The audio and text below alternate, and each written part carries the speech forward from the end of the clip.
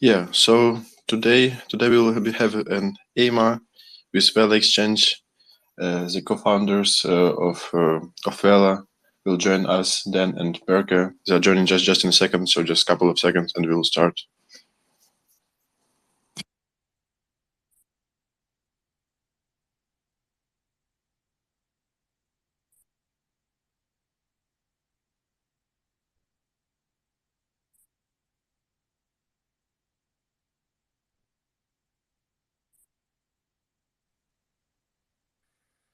What's up, guys? Hey Dan, what's up? What's going on? I see Burke in the All audience, good. but I don't know if he's Yeah, requested. just give me a second, we'll add him. What's his nickname? Uncle B, I think. Uncle B Vela.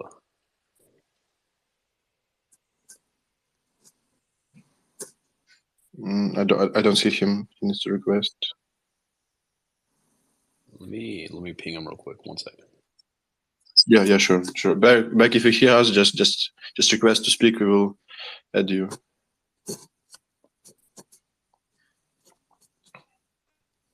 Hey guys, can you hear me? Awesome. We Yeah, man, we can can. hear you. Perfect. Super, guys.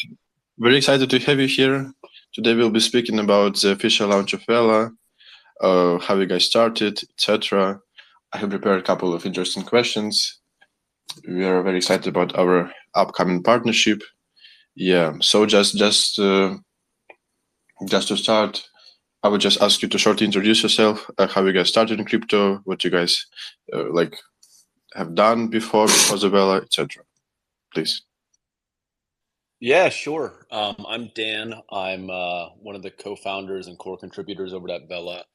Um, work a lot on the product marketing and leadership side. A lot of my background comes from similar avenues. Spent a lot of time in management consulting and tech consulting throughout my years, about a decade, and got into crypto around 2017, 2018. Ended up running into Travis, my co-founder, at a management consulting firm named BCG. Worked together and built different apps together in the Web2 world. And we realized we worked together so well, it was like, why not start building on Web3? And so we started contributing to a variety of different projects, starting our own project called Dex Pools before pivoting to Vela in early 2022. And we've been building and kicking ass since then. So that's just my quick intro. Awesome, I'll go. Hi everyone. My name is Burke, or you can call me Uncle B, and I lead the strategic partnership initiatives at Vela. When I started in crypto, I believe it was late 2017. Did my first crypto transaction on a Bitcoin ATM at a Vietnamese restaurant, I remember. And of course, a few months later, everything crashed. Uh, But luckily, I was already orange pilled, I guess, by then, and my sadness pushed me to learn more and dedicate my further education in the space. So spent a few years in the academic side, and eventually left my TradFi career and jumped in full time in 2021. Back then, worked in some notable projects in the DeFi and the NFT space, and then eventually joined the Vela team. Awesome. So you both met, guys, in Web2, and then you both became like Web3 co-founders.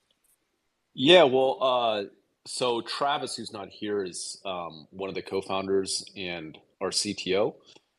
Burke leads strategic initiatives. We actually met together in like an NFT Discord or something. I forgot how we met, but it was a discussion deep into the mechanics of like Ethereum validation or something silly, um, which totally doesn't make sense being an NFT Discord, but we kind of recognized each other through those avenues, and then we realized how deep of a background both of us had in our relative expertises and started collaborating. Uncle B was actually, I don't know if we should share too much about this, but you were working with Rome Blockchain Labs, which is a development company that works in a variety of different Web3 projects. Um, and we ended up partnering with them, and then eventually realized that Uncle B's background kind of fit and culture fit was leaning more towards us, and he ended up joining us. Awesome. Just a follow-up question. What was the biggest win and loss in crypto so far? Or just something embarrassing you remember? Is this like an investment type of question, or Yeah, I mean in crypto, yeah. Maybe it was some kind of an NFT. I don't know. Maybe it was a shitcoin. Yeah, just whatever. Are these realized or unrealized gains? That's an important detail. Definitely NFT though. Definitely NFTs. For me, yeah. I think one of my biggest wins was like Ethereum Classic.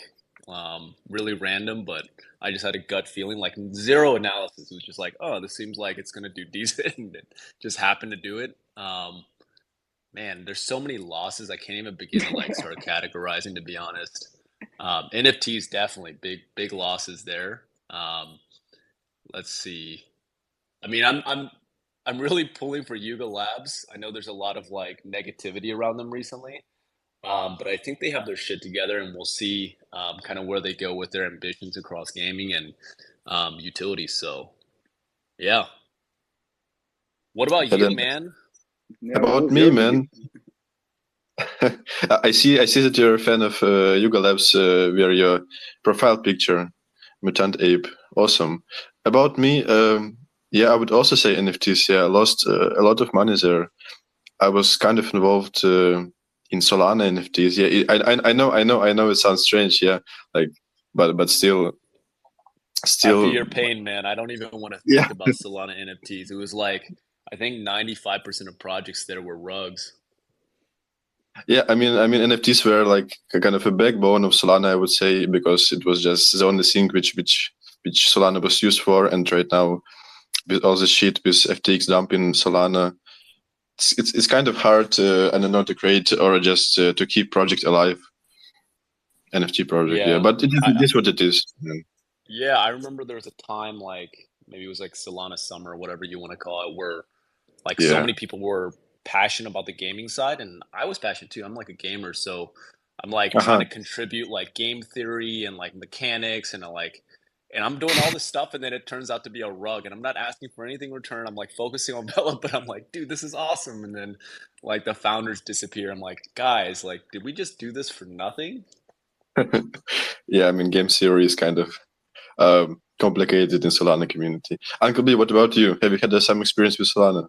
Solana? Oh yeah, well, just the Discord chat that Dan was just mentioning where we met. I was actually comparing Ethereum and Solana. I've never been a big fan of Solana, to be honest. So Uh-huh. Okay, yeah, okay, I got you. never been exposed to it. Never got the wins, never got the losses of it. Yeah, I think it's much better than have those huge losses. Okay, guys, moving on. I would just start talking about Phil Exchange, as we're all excited about the official launch on 26th June. A huge congrats on that. Just wanted to ask how did this idea about Will Exchange came to your mind?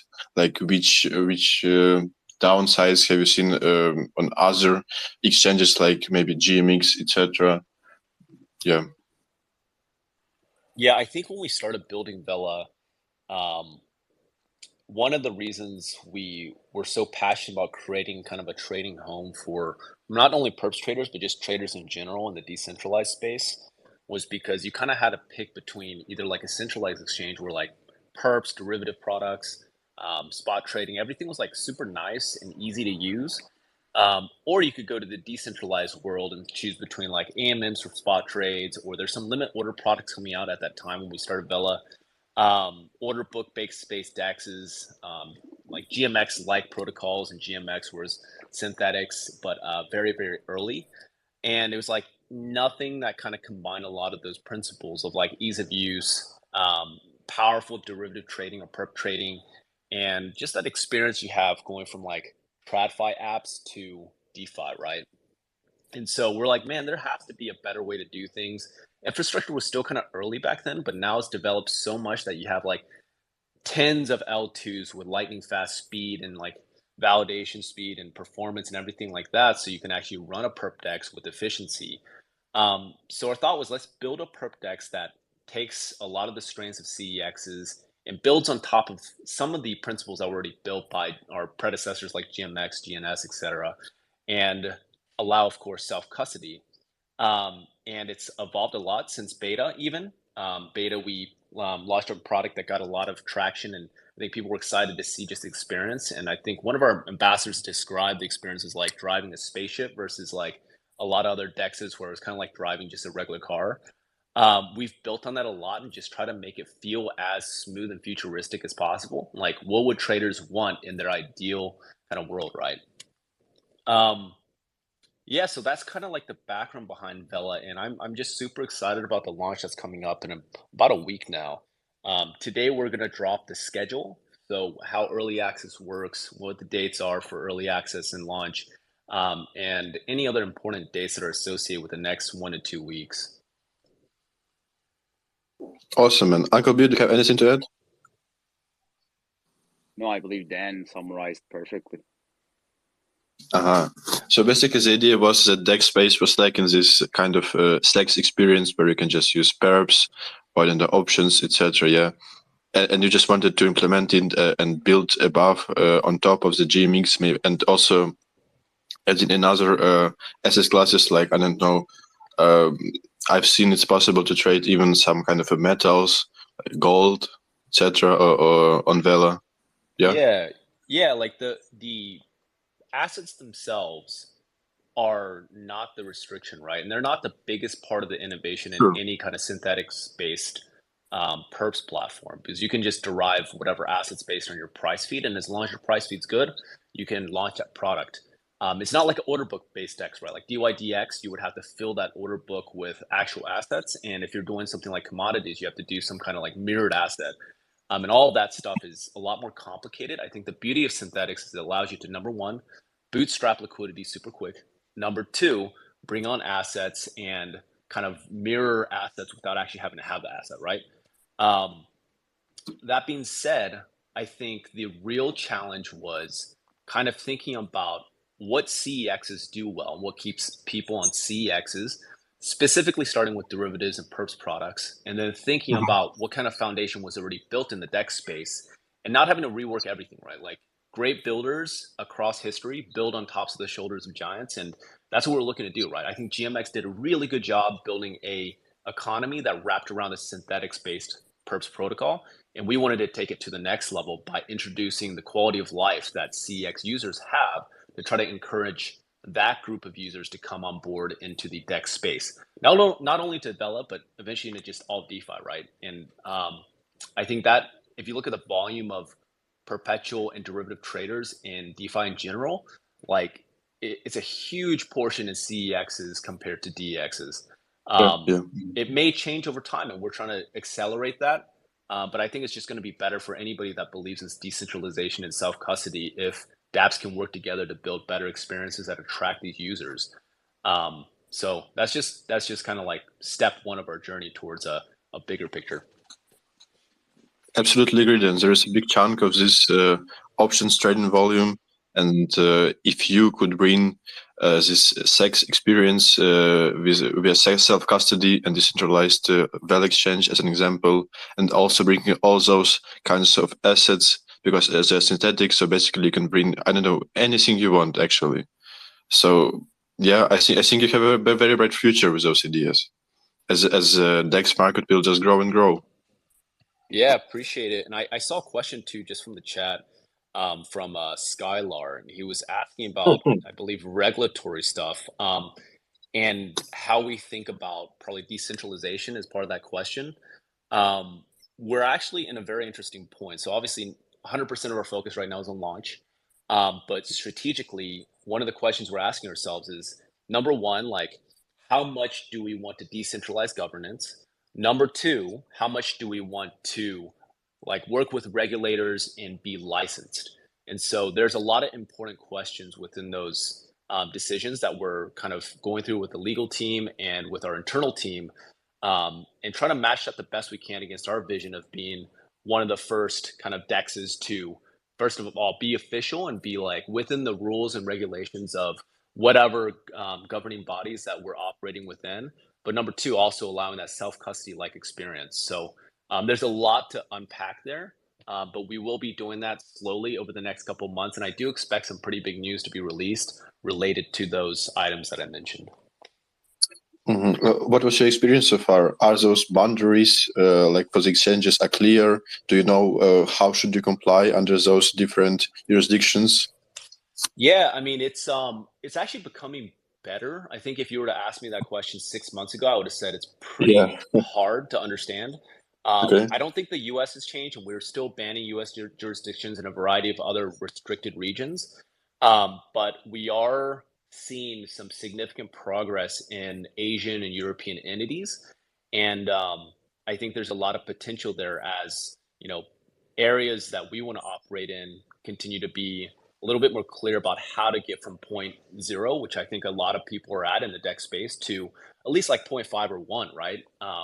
Before becoming fully regulated. So I do think it's a matter of like when for most of these regions to apply regulatory frameworks.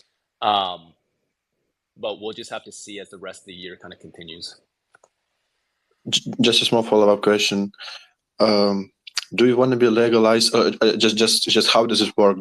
Should you be legalized overall the world, or just choose some kind of jurisdiction, maybe I don't know European law, or as you mentioned, like you just need to be legalized in US and then you can just proceed, or how does it work? Yeah, I think what we've been reviewing so far indicates that the best strategy, and this is for a lot of like DEX builders out there, is probably to start in one region because for each licensing body, Hmm. there's an entire process, right? And a lot of us are Yeah. smaller teams that don't have infinite funding. So you'll want to pick a region where it's pretty clear that So, that jurisdiction will be friendly towards you and have like a framework that matches what you do as a project. And number two, the costs and time involved with it is not ridiculous to actually get within the boundaries of their framework, right? So mhm. we're still very early in that process. We are going to do our best to figure out the best path, and like we said, we're balancing a lot of things, right? So how much do you decentralize? How much do you go with regulators and their frameworks? And how does that apply to our project? So there's going to be a lot more on that. Like I said, like our most of our focus is dedicated towards launch, and then, of course, in the background, we're working on a lot of these like infrastructure related and stability related questions. Awesome then. Awesome. Would be awesome to hear some experience from you in a couple of months. Yeah, but sure, right now, whole focus on the launch. Okay, the next question, guys. Um, what would you say are your main differences between other dexes like GMX or Gains Network, etc.? Like, what are the pain points you're trying to solve, which no one else does? Yeah, I'll answer some of it and let Burke jump in as well, since he's worked a lot on the Sure. product side in the last couple of months. But if you compare different trading products, like even if it wasn't in DeFi, right? Like let's just say not even GNS and GMX, but you go on to trading on in the Web2 world with Fidelity versus like Robinhood. Yeah, Um, yeah. they're all they're all kind of like commodities, right? Like they're products where the differentiators may be very small based on like fees or utility, or Mm-hmm. the biggest change that you'll see as a consumer, a retail customer, not like institutional, right, is just the user experience. Like let's give an example with Robinhood. Their traction behind the scenes was built through a lot of partnerships with institutions, but when users were able to download the app and try it, it just felt like a modern application where you could understand what was going on and everything was digestible as a retail customer.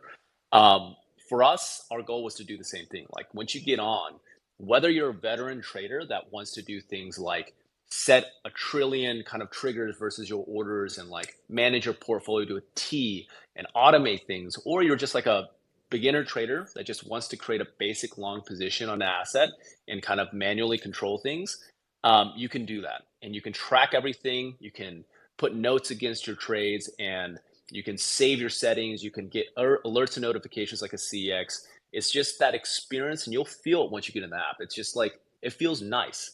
I think that's probably the biggest differentiator from day one from like a high level, but there's a ton of small differences across the application that kind of build into something bigger, from trading fees all the way to assets to chart mechanics and things like that. And Burke, I don't know if you want to add anything to that, but I think those things will be best spoken when users are able to actually connect their wallets. Absolutely. So when it comes to things that sets Vela apart, I guess you can approach it in two different ways, right? First is like the experience and the application itself, and then the rest is the more technical stuff, like the incentive structures are being different, how we utilize the synthetic architecture to, for example, making our liquidity pool market neutral, or the way that deposits work and stuff like that is one part. And then the other side, is Dan summarized perfectly, is the features and basically focusing on creating an application that is catered to not only just professional traders, allowing all these tools for the professional traders, but it is also super friendly to a brand new trader and allowing them to learn step by step how to become a much more professional trader in the future. Awesome. So also this feature I found in the docs is called one-click trading. So basically you can just deposit, just I don't know, sign a transaction, and then you can just have this 6 experience. Is it also a part of this strategy you mentioned then? Sorry, can you repeat that last part? Yeah, sure. I went through the docs and I've seen that you implemented this feature called one-click trading. So basically, as far as I understand, you can just sign the transaction, and then whichever trade you do, you have this experience. Is this also part of this strategy you mentioned? Yeah, that's part of launch as well. So you actually have a choice to just use a standard wallet or utilize the one-click wallet that is created per connected wallet. So once you activate that and fund it with gas and also collateral, you can start trading without any kind of MetaMask, for example, confirmations. It is owned by, in the background, like a shared entity. So if you want to see like your trades and your leaderboard stuff, all that is together. So you don't have to like track 2 wallets.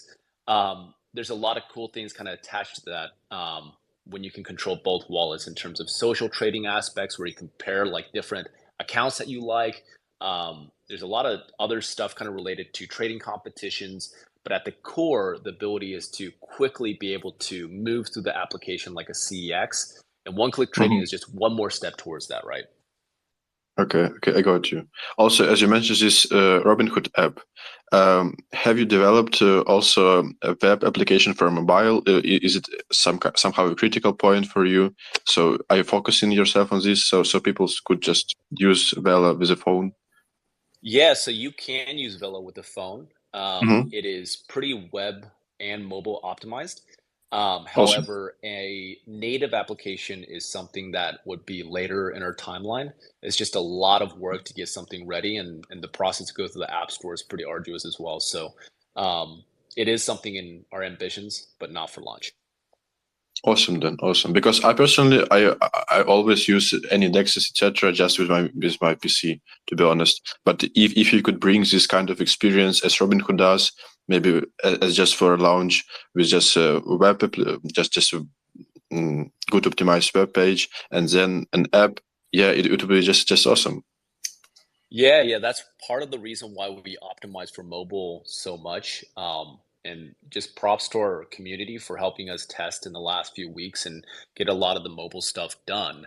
Is even though like I'm like you, I trade a lot on like my desktop. I don't really do it Yeah. on mobile. I guess maybe we're boomers, or maybe it's just easier to control your trades on a bigger screen, right? Like I hate clicking on like small little icons to figure out really sophisticated details. But when we interviewed traders, like a lot of traders do their initial execution on the desktop, and then they want to have that power and that flexibility to like be at a restaurant and like look at a trade and be like, oh crap, I need to do this real quick. And not necessarily do the most sophisticated things like set up like a very complicated like chart analysis or notes to themselves and things like that, but they want to be able to at least execute and view trades easily. So we concentrate a lot on like account/trade management and capabilities on the phone. It's only going to get better, like I mentioned. Once we get closer to a native app, I think the mobile version is going to continue kind of like updating and becoming more powerful. But we wanted to make sure it was supported out the gates. Awesome. Then absolutely agree. Just want to add that we're not the boomers. We just sit, like I personally sit maybe 12 hours a day in front of my screen. So it is how it is. I don't really use a phone to trade because I'm just the whole day in crypto. Okay, following the next. You're stuck to your seat all day. I do. I do. No, actually, I have a standing desk, so just maybe half of the day I stand, half of the day I sit, but the main point is just in front of my monitor. The next one.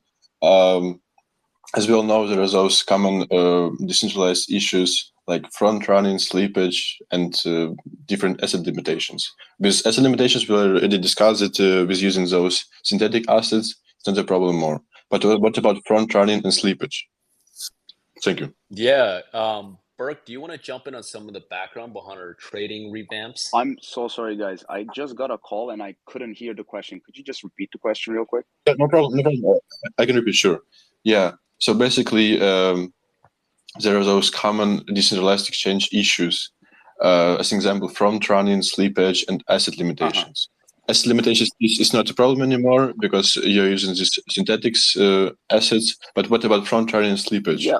How they can solve it? Yeah, I can go over them. So the front running is, I guess, it's that ghost that all the perpetual exchanges are like scared of. This time with the official launch, we're using much better price feed source. I don't know if you guys have seen, but based on our partnership we announced with Pith, so much faster, much more efficient price feeds, as well as we onboarded a completely new method of triggers to eliminate front running once and for all. So that's on the front running case. In terms of the asset limitations, just like you said, we're a synthetic based perps exchange. We don't necessarily have limitation on listing assets. If there's a price feed or we can create one, we can technically list it. However, we do have a like a heavy due diligence process when we're selecting assets, which is very important when it comes to the risk angle. I think the other one was slippage, right? Again, we're a perps exchange. Nothing like no real token is being traded underneath, other than in our case USDC.E. But the slippage doesn't necessarily exist either. But we onboarded some sort of an artificial slippage for our official launch platform to create a healthier risk environment. It exists to ensure the balance of open interest at all times. And to prevent front running, right? Correct. Like if someone's reading a price feed and trying to like execute on orders and kind of read the future, like we saw in a lot of different dexes on the perp side, it gets a lot harder once you add a mechanic around slippage. Correct. So basically, using this AI tool to prevent slippage, it's insane, guys. Okay. Yeah, I would say less AI. Yeah, I wouldn't say AI, just but a leprechaun we hired to press a binary button in the back. chained in the base. I mean, we all love AI works. They work everywhere. Okay, awesome. Thanks a lot for the answer, Uncle B. The next one. As well, you mentioned this one-click trading feature that I really like. Do you have any other upcoming features which would make the experience better or much similar to Robinhood one? I don't know about the Robinhood. If you don't mind, then I'll just jump on it and you can continue. Yeah. But besides the one-click trading, and I guess we do have the on-chart trading, we do have a lot of customizability options for the users now to allow to make sure that they create their very own terminal. We just want traders to be able to come in, feel like this is their home now. They can change specific things. They can change where the specific panels are and stuff like that to customize it the way they like. On top of this, we created additional tools, like such as saving and loading technical analysis. So now a Vela user doesn't need to go to another tab and do their TA and then save it somewhere. They can basically create all of the TA, use all the more advanced indicators on Vela, and they can save it and for later, and then they can just load the same technical analysis once again in the future. This will allow users to stay and do basically from end-to-end execution literally on Vela without having to go to another tab. We are also adding some advanced analytics and social features, which Dan kind of mentioned and hinted, to allow users to observe others' activities and compare their performances one another. What the social features that you will see on the official launch will be just the beginning of the social aspect of Vela. There are many cool things and many great ideas we've been working on, and we listen to our community. Of course, there's great ideas coming from that angle too. So that's just the beginning. I just wanted to let you guys know about that one. With the features that are coming out on the official launch, one last thing I want to say is that I truly believe all of these features are phenomenal, but the part I am, I guess, most excited about is how all of these features blend in together, like almost like a harmony. The true potential of each of these that we're talking about, like one-click trading or on-chart trading, come alive when you combine them all together. So one-click trading is awesome, on-chart trading is awesome, saving technical analysis is awesome. When you combine them all together and use all three of them together, then you have a completely different experience, and it's phenomenal. So I'm just very, very excited, and very excited to see how users find new ways to make their trading experience just more fun, engaging, more efficient, maybe in ways that we didn't even think of yet.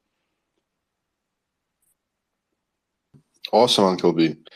Maybe could you share any alpha on the upcoming features which will not be launched yet, but you're planning to launch on soon? Just a little bit, maybe, if you could so. I always say more than I should, so I'm just gonna let Dan take this one. Okay, then you have I'm gonna drop that hot potato.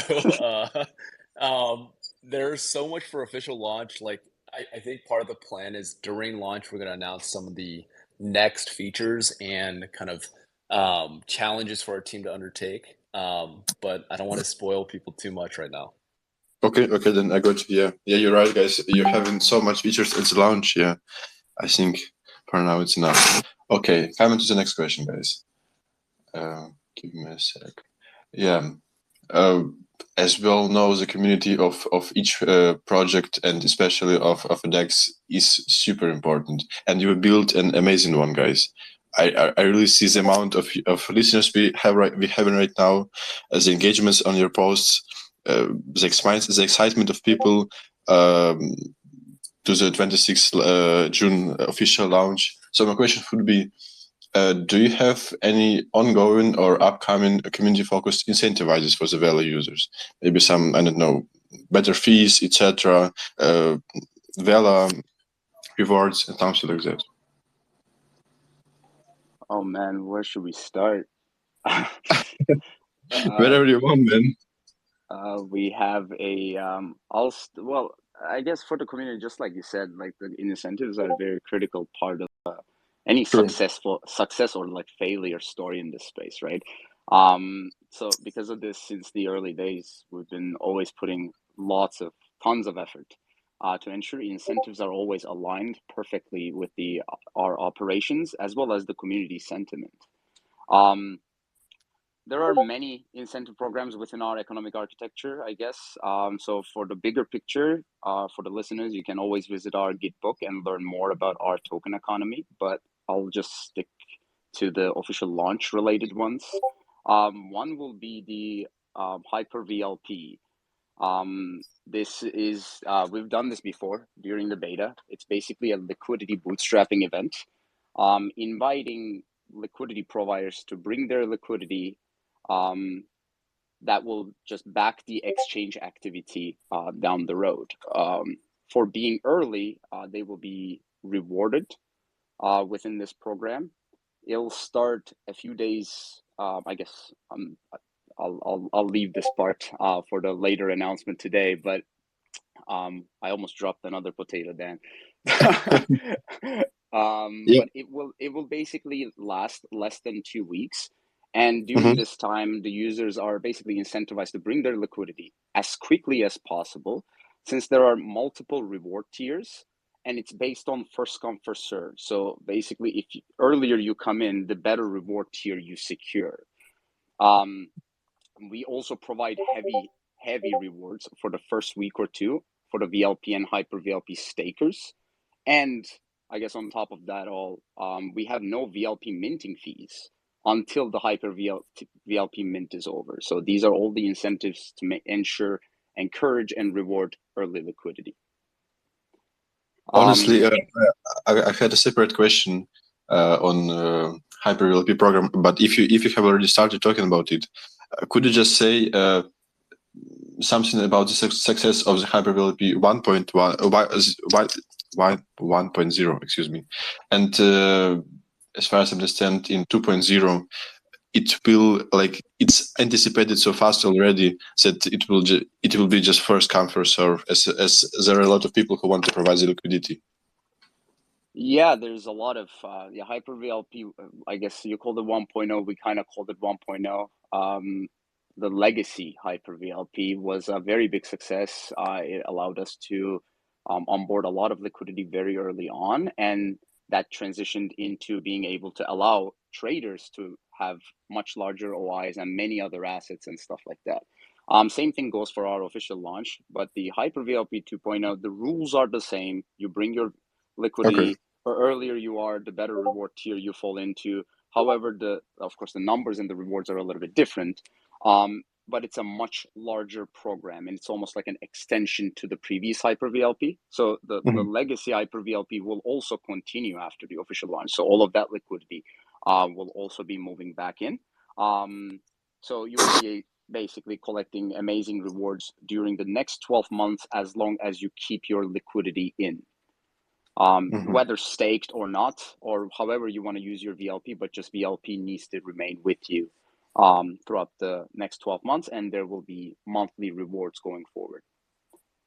Uncle B, are you planning to participate yourself in the VLP 2.0? Oh, damn, that's a very good question. If I get if Dan gives me early access, I'd like to. I'm sure he will. Then, yeah, would there's you? there's a thin line between allowing core contributors to get these kind of rewards, but yeah.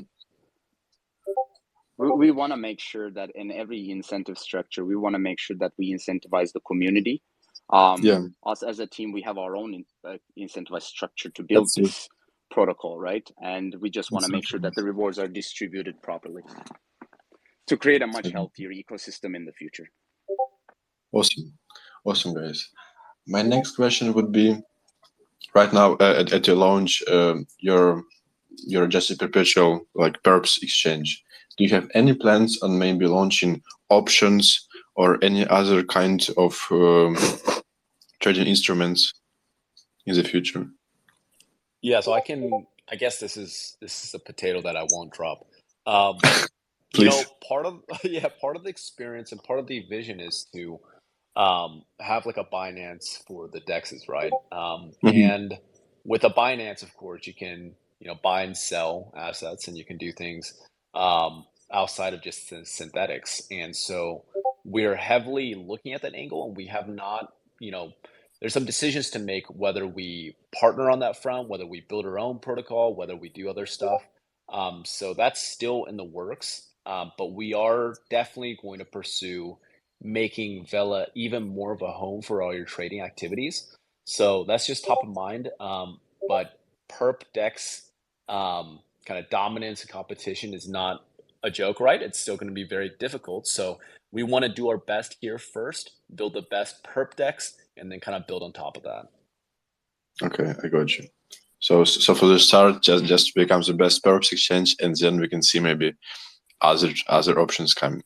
Awesome then. Okay, the next one, guys. Maybe okay, yeah. I don't want you to drop any more potatoes. Yeah, and I mean, there's tons of community questions coming in as well. I'm happy to answer questions if someone raises their hand or go through the questions inside just the chat. Any path you'd like to take, I'm open to. I also would like to finish. I think it would be very, very good for you to maybe explain what's this Vaultka's VLP leveraged vault is all about. Yeah, sure. So basically, what we're trying to achieve at Vaultka, we're very bullish on the upcoming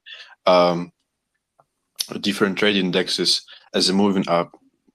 as the people are moving from sexes like, I don't know, Binance or Coinbase to GMX Gains protocol, also Vaultka exchange, and obviously a lot of them are providing liquidity because that's just how the system works. And what we're trying to provide at Vaultka, we're creating these different vaults. As an example, for now, as a start, we have just two strategies. First one is delta neutral strategy. So basically, what we do, if you know how, I'm sure you know how GLP works. Yeah. Yeah. Yeah, and Well, basically GLP. what's GLP? What GLP? Yeah, so but just a couple of words. Yeah, GLP is just a basket of tokens for GMX, and so basically, when you provide liquidity for this basket of tokens, and it could be maybe a good hedge opportunity for those who are bullish, but also, as you provide this liquidity, GLP can just drop in price because the basket of assets, which includes also BTC and ETH, can go down. And basically what we're providing at Vaultka is delta neutral strategy. So basically what we do is we take this APR from the GLP, which is right now maybe 12%, etc. What we do is we short the ETH and BTC, which are like all the risky assets which are the basket, and that's how we are able to provide maybe depends as I say at GLP APR, but we are able to provide about 6 or 7% API on stablecoins, which is about maybe twice higher at compared to Aave or Balancer or other protocols. The other one, I think this it's what we will be using also for VLP token is a leverage strategy. So basically, it's just very simple because Gains and Vela, you don't have this kind of a baskets, like all the liquidity is provided in just USDCs because, as you mentioned, you use those synthetic assets and you don't need the assets as themselves. So basically, we just we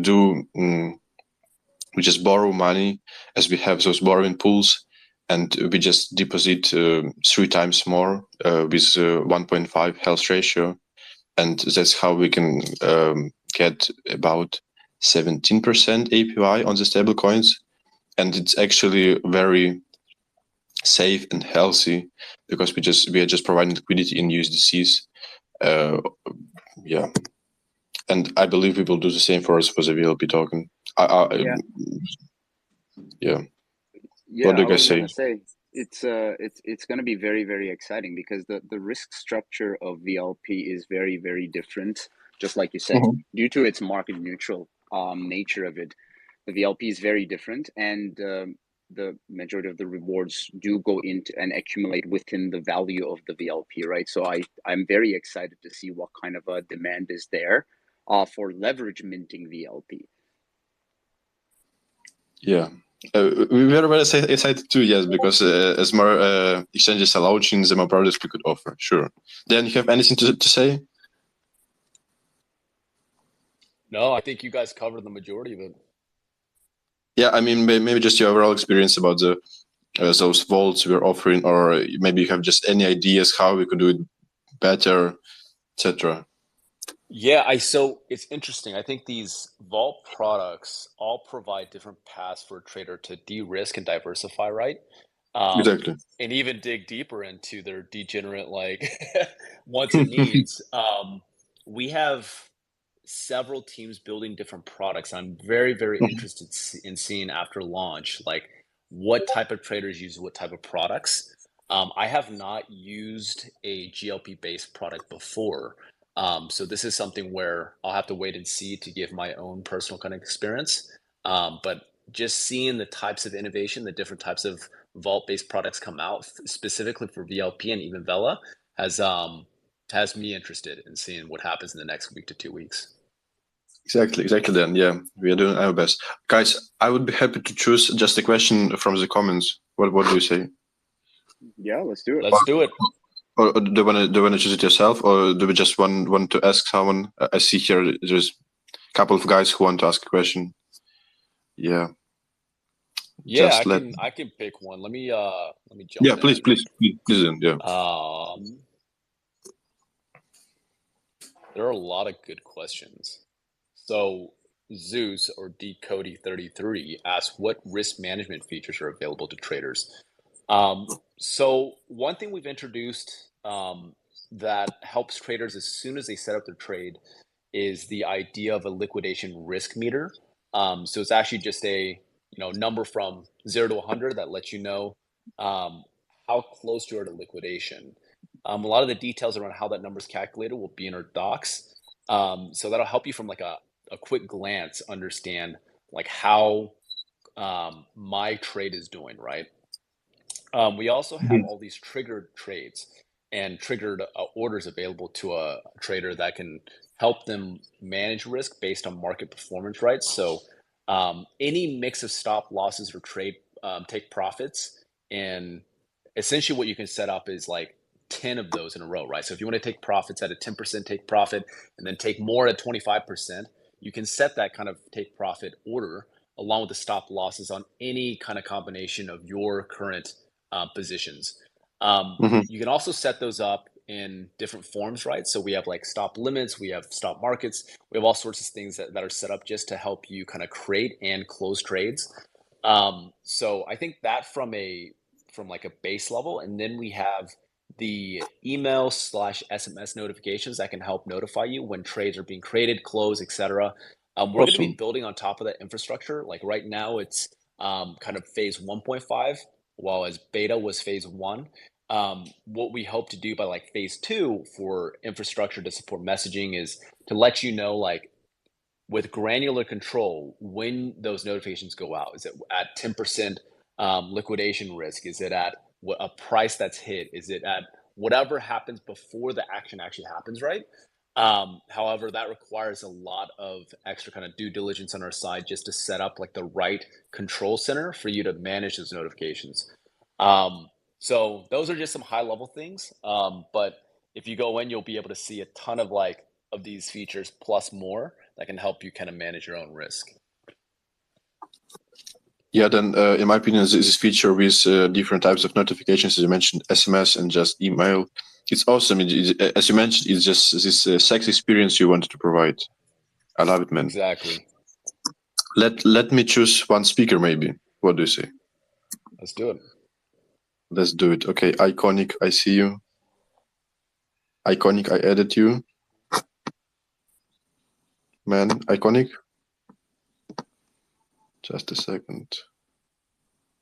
Okay, maybe not Iconic, maybe Mata.